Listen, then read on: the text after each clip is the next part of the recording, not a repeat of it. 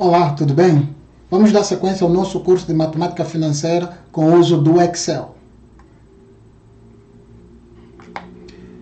Vamos à nossa aula de hoje, que é sobre as definições. Matemática financeira compreende um conjunto de técnicas e formulações extraídas da matemática, ou seja, todos os princípios que norteiam a matemática financeira foram extraídos da matemática, com o objetivo de resolver problemas relacionados às finanças de modo geral. Ou seja, a matemática financeira é focada na gestão financeira, né? Basicamente, consiste no estudo do valor do dinheiro no tempo. O principal aspecto da matemática financeira é que dinheiro tem um custo associado ao tempo. Risco. Existe sempre a possibilidade de que não ocorrem os planos conforme o previsto, ou seja, o planejado nem sempre vira realidade ou realizado. Em outras palavras, sempre há o risco de não receber os valores programados em decorrência de fatos imprevisíveis. Então, a matemática financeira também se ocupa do estudo dos riscos. Os princípios básicos da matemática financeira. Só se podem comparar valores se estes estiverem referenciados na mesma data. Ou seja, não pode comparar valor que está referenciado em ano com o valor que está referenciado em mês ou meses, né? Então, para poder fazer uma comparação desses valores, é necessário converter ou o valor em anos em meses ou o valor em meses em anos, ok?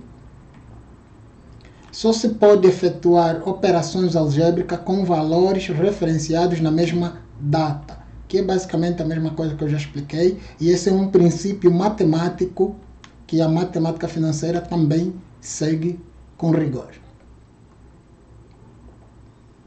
Capital inicial ou valor presente é a quantidade de dinheiro ou moeda que um indivíduo tem disponível em uma data, ou seja, na data presente, e concorda em ceder a outro temporariamente, mediante uma determinada remuneração, ou seja, pretende emprestar ou fazer uma operação de empréstimo.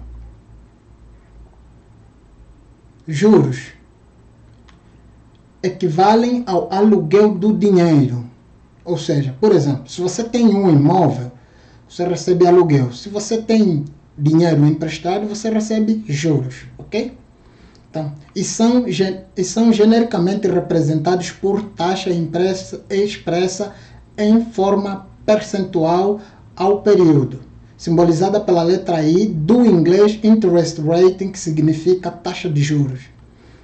O nome, né? Aqui esse é um conceito. O segundo conceito de juros é o nome que se dá à remuneração paga para um indivíduo que ceda temporariamente capital que dispõe, tá? Então são duas definições que eu trago aqui sobre juros, né? Que basicamente é que juros é o nome da remuneração que você tem sobre o teu capital, ou sobre o teu dinheiro, ok?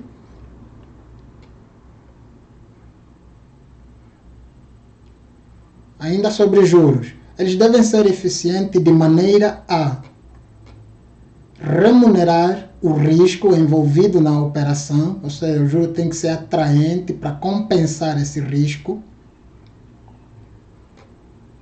Eles devem gerar um ganho acima do custo de oportunidade ao proprietário do capital que como forma de compensar sua privação por determinado período de tempo. Ou seja, se você faz uma operação de empréstimo, por exemplo, por 30 dias, você por 30 dias não vai ter acesso ao teu dinheiro. E não tendo acesso ao teu dinheiro, tem oportunidades que podem surgir que você não vai aproveitar porque você não tem acesso ao teu dinheiro. Então, os juros precisam ser atrativos o suficiente para ter um ganho acima do custo de oportunidade.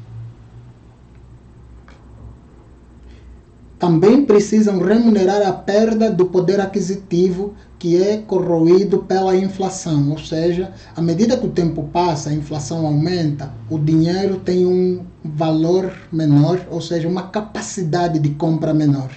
E em uma operação de empréstimo, os juros precisam compensar essa perda do poder aquisitivo do dinheiro, ok? Do capital inicial. Mutante ao valor futuro. É o resultado da aplicação do capital inicial. Matematicamente, representa a soma do capital inicial mais os juros capitalizados durante o período. Ou seja, se no capital inicial você faz o aporte, né, do capital inicial, tem a expectativa de receber um determinado juro por um determinado período de tempo. No final desse determinado período de tempo, você recebe o valor futuro, ou seja, você tem um capital que pode ter sido pago durante os meses, em algumas parcelas, e os juros, que somados fica aqui o valor futuro, como aqui mesmo diz que é matematicamente representado pela soma do valor do capital inicial, ou valor presente, mais os juros capitalizados no período. Em algumas situações, como nas operações de desconto comercial, o valor futuro também é denominado como valor nominal. Okay?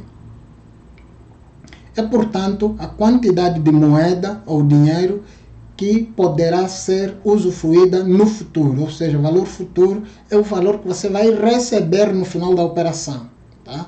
Então, ou receber, ou o valor que você terá no final da operação, ou o valor do final da operação, o resultado final daquela operação é o valor futuro. Ainda sobre definições, tempo. Tempo ou período de capitalização corresponde à duração em dias, semanas, meses, anos, etc., de uma operação financeira, ok? Então, esse é o tempo. É comumente expresso em unidades do período a que se refere, dias, meses, anos, décadas, né? Então, até por conta da nossa limitação de vida, né, do ser humano, tem pouquíssimas operações feitas em séculos, por exemplo. Taxa, representada por I, e número de períodos é representada por N. Devem estar sempre na mesma base. Ou seja, se a taxa está em dias, o número de período deve estar em dias. Se a taxa está em meses, o número de período deve estar em meses. Se a taxa está em ano, o número de período deve estar em ano, e assim sucessivamente. Bom, essa foi nossa aula de definições, que é uma aula mais teórica, e a partir das próximas aulas a gente começa já a entrar de fato nos conceitos e nos cálculos propriamente dito. Espero vocês na próxima aula.